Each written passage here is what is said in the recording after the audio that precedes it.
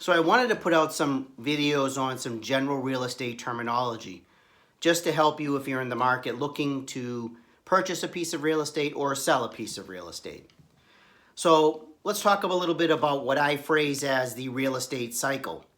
Now with the real estate cycle, there are some general events that happen. Let's take it from the perspective of a buyer. But if you're selling your real estate, you can also use these concepts that I'm going to talk about. So if you are looking to purchase a piece of real estate, then most likely you're looking online at listings, what we phrase as listings. These are properties that are for sale. If you have a realtor, then that realtor is referred to as the buyer's agent or the selling agent. If you don't have a realtor, then you're looking online, one of the sites, maybe Zillow, or you're looking at Redfin, something to that effect. Or you're looking local at one of the offices. Now, you might see a piece of real estate that appeals to you. And in that case, you are going to reach out to the seller's side. Now, if there's a realtor involved on the seller's side, that realtor is referred to as the listing agent or the seller's agent, as opposed to the selling agent, which would be the buyer's agent. You'll be reaching out, whether it's through your realtor or yourself, and you'll be asking to see the property. So then a showing will be arranged at that point. And in most cases, you're going to want to go out and actually visit the property and walk through. But if you're out of state or you don't have that ability, then you're going to be doing a virtual showing. And you will look at the property either in person or online. If you like what you see, you're going to then submit an offer. Now, in Massachusetts, and I take it in most states, there is what we call the statute of frauds, which does require that any contract for the sale of real estate be in writing. So an offer, written offer, must be submitted to the seller's team to review. Now that offer, if you are a buyer, it's got to contain some essential terms, not only the closing date and a termination date of the offer itself, because the offer dies after a certain point. But you want to make sure that your financing contingency is there if you are financing the deal. That financing contingency is a very important piece of the puzzle, which will be relayed over or transferred over to the purchase and sale agreement if there's a second contract in the state that you're in.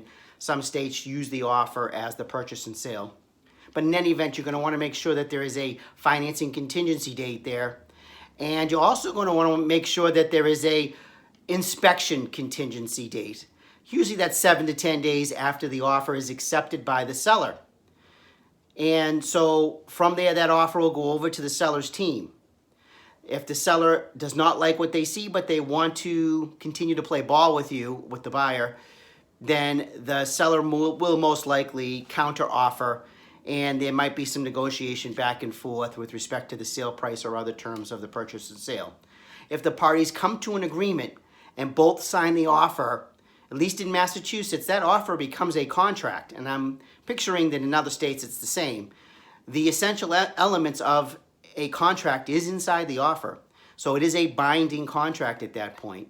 And if there's the next step, which is the purchase and sale in Massachusetts, it's a second contract, then, or even if not, if that offer is used at the purchase and sale agreement, then the buyer usually will have their inspection period if they have not waived it. If they waived it, then there won't be an inspection by the buyer. Or if there is, it will be only for informational purposes.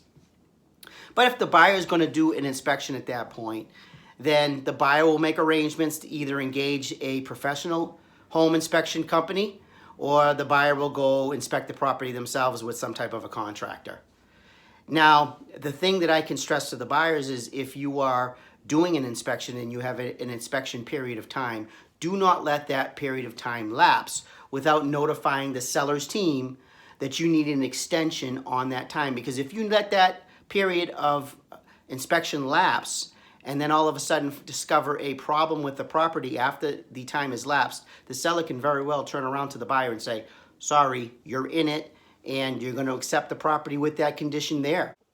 So then what types of inspections can a buyer obtain? Purchase.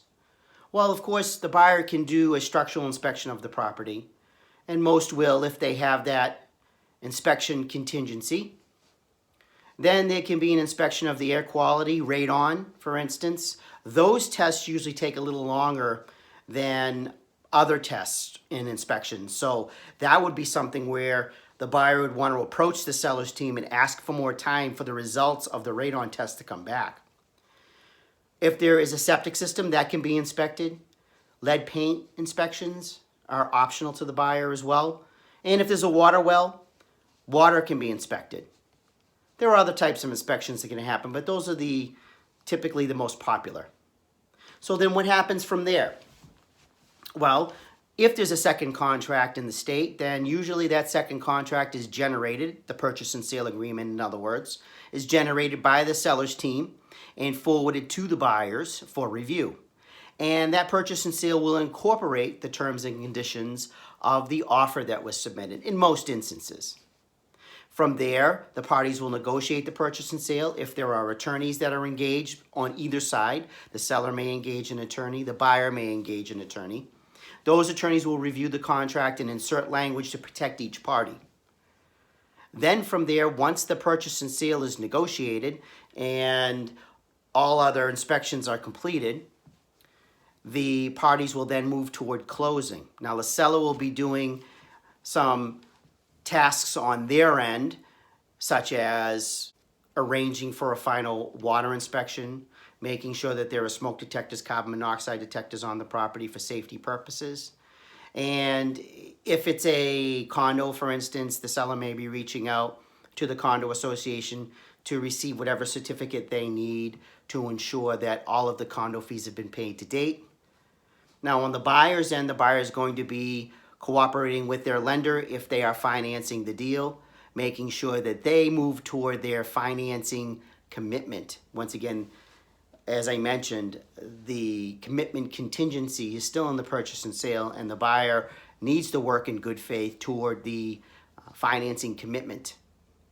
Once that commitment date is hit, the parties then move forward. In most instances, that deposit, whatever the buyer has given for a deposit, will be posted into the deal, meaning it's not refundable should the buyer not be able to close because of financing.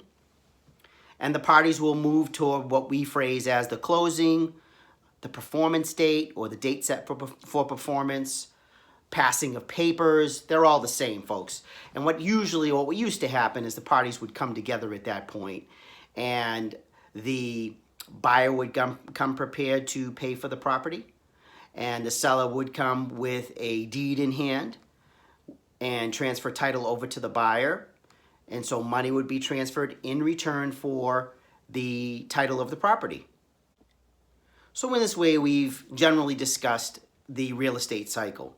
Of course, there are details in each step of the way, but those are the general steps in a real estate cycle, or the sale or purchase of a piece of real estate.